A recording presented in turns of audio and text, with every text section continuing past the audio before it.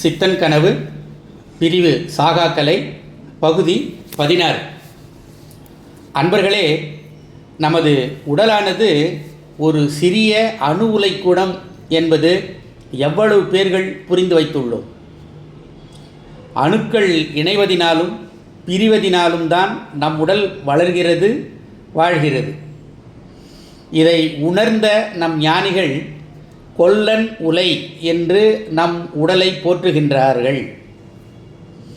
கொல்லன் உலை போல கொதிக்குதடி என் வயிறு என்று அழுகண்ணி சித்தர் பாடுவதை கவனியுங்கள். நம் உடலில் உள்ள இந்த அணு உலை கூடம் 3 பகுதிகளாக பிரித்து வைக்கப்பட்டுள்ளது. 1 சூரிய மண்டலம், 2 அக்னி மண்டலம், 3 சந்திர மண்டலம். சூரிய மண்டலம் உடலுக்கு இயல்பான சக்தியை வெப்பத்துடன் வழங்கி கொண்டிருக்கிறது. 2 அக்னி மண்டலம் நம் உடல் புறச்சூழல்களால் தாக்கப்படும் போது அல்லது நோயுறும்போது, அதாவது எதிர் உயிரிகளால் பாதிக்கப்படும் போது இது செயல்பட்டு அதிக சக்தியை அதிக வெப்பத்துடன் உடலுக்கு வழங்கும்.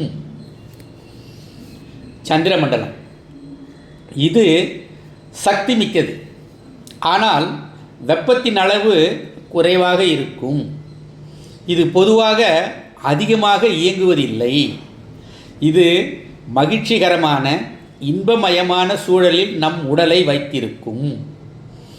இந்த மண்டலமானது உடலில் திடீரென திறக்கும், பிறகு மூடிக்கொள்ளும்.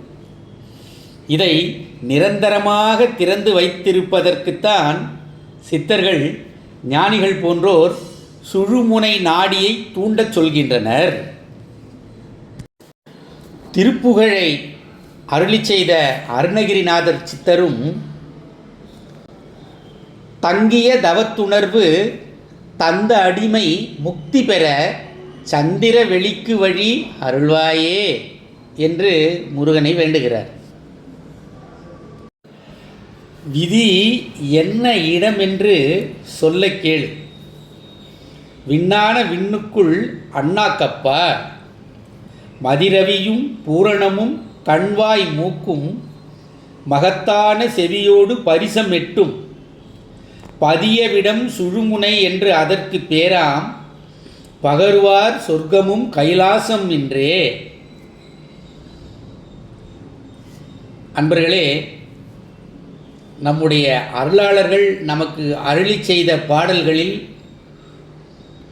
ஒரு சிறிதுமே பிழை இருக்காது. உண்மையை அவர்கள் எவ்விதம் ஆய்ந்து அறிந்தார்களோ அப்படியே தான் நமக்கு அவர்கள் அதை தந்து சென்றிருக்கிறார்கள்.